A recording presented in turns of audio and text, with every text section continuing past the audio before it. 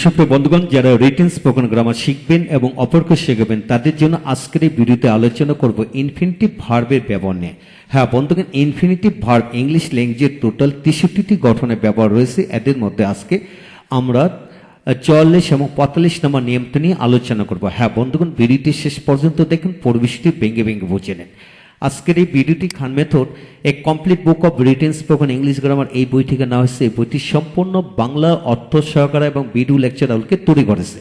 ইতিমধ্যে এই বইটির উপর 750-এর অধিক ভিডিও লেকচার তৈরি করে ফেসবুক, ইউটিউবে দেওয়া হয়েছে। সেগুলো দেখুন, ইনশাল্লাহ প্রতিটি ভিডিও আপনাদের কাছে আসবে এবং ভালো লাগবে। যারা সমস্ত বইয়ের সকল ভিডিও লেকচার একসাথে নিতে চান তারা পেন ড্রাইভের মাধ্যমে অল্প মূল্যে নিতে পারবেন, তাই আমাদের সাথে যোগাযোগ রাখতে পারেন। হ্যাঁ বন্ধুগণ, এখন আসেন ইনফিনিটিভ ভার্ব বলতে বুঝি টু প্লাস ভার্ব, অর্থাৎ টু ভার্বের পূর্বে যখন টু থাকে তখন ইনফিনিটিভ ভার্ব বুঝে নেবেন।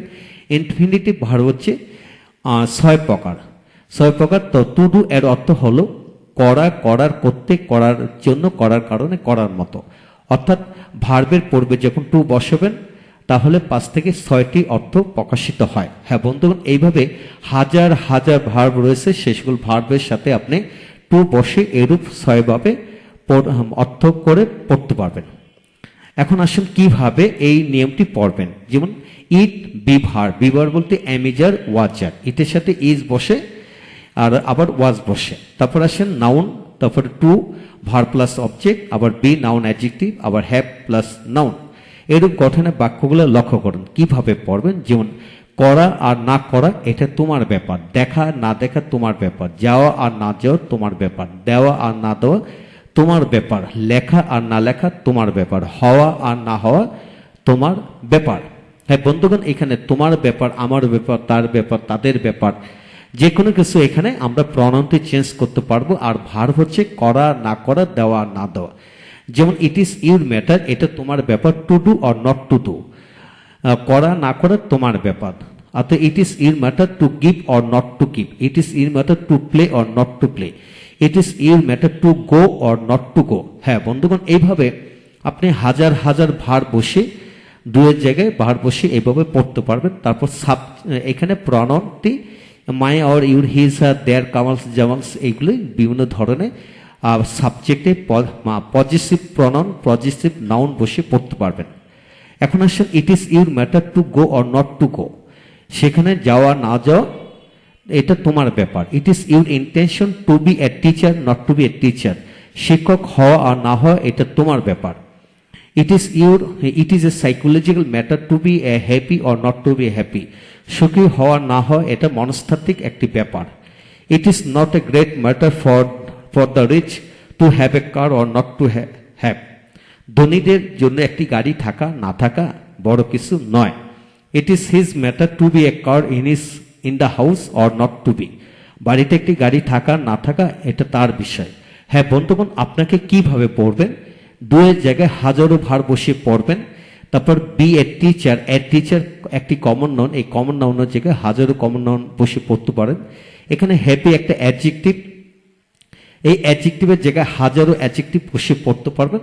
হ্যাঁ বন্ধুগণ, প্রতিটি গঠনের আলোকে কমপক্ষে 10 থেকে 20টি করে বাক্য বানিয়ে পড়ুন, ইনশাল্লাহ সমস্ত জীবনের জন্য এই বিষয়টি রপ্ত হয়ে যাবে। এখন আসেন 45 নম্বর নিয়মটি নিয়ে আমরা আলোচনা করব, লক্ষ্য করেন। যেমন it is all the same to verb plus object, be noun adjective, have plus noun. অর্থাৎ it is all the same to do the work or not, কাজটি করা না করা একই কথা, সেখানে যাওয়া না যাওয়া একই কথা, খাওয়া না খাওয়া একই কথা, বলা আর না বলা একই কথা, থাকা আর না থাকা একই কথা, হওয়া আর না হওয়া একই কথা। হ্যাঁ বন্ধুগণ, এইভাবে হাজারো বাক্য বানিয়ে পড়তে পারবেন। অর্থাৎ it is all the same to do the work or not to, or not to do দেওয়া যায় বা নট লিখলেই পরিপূর্ণতা অর্থ প্রকাশ পাবে। It is all the same to be a teacher or not, শিক্ষক হওয়া আর না হওয়া তোমার ব্যাপার। It is all the same তোমার কথা। It is all the same of him to be rich or not, ধনী হওয়া আর না হওয়া একই কথা, ধনী হওয়া না হওয়া, তার ধনী হওয়া না হওয়া একই কথা। It is all the same of you to have a car or not, তোমার একটি গাড়ি থাকা না থাকা একই কথা। It is all the same for me to be a car in our house or not, আমাদের বাড়িতে একটি গাড়ি থাকা না থাকা কি একই কথা।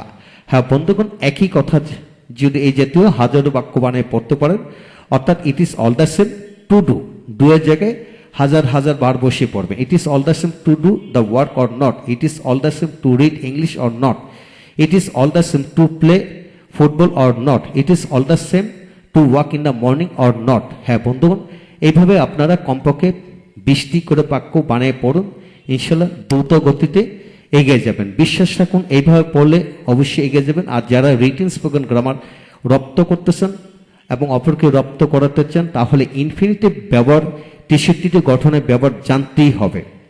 ভালো থাকুন, পরবর্তী ভিডিওগুলো একে একে দেখুন। পরবর্তী ভিডিওতে আমরা আলোচনা করব 46-47 নম্বর নিয়মটি নিয়ে, অবশ্যই দেখবেন। আর এছাড়া ইতিমধ্যে 1 থেকে 43টি নিয়মের ভিডিও লেকচার দেওয়া হয়েছে, সেগুলো দেখুন, ইনশাল্লাহ এগিয়ে যাবেন। Thank you very much.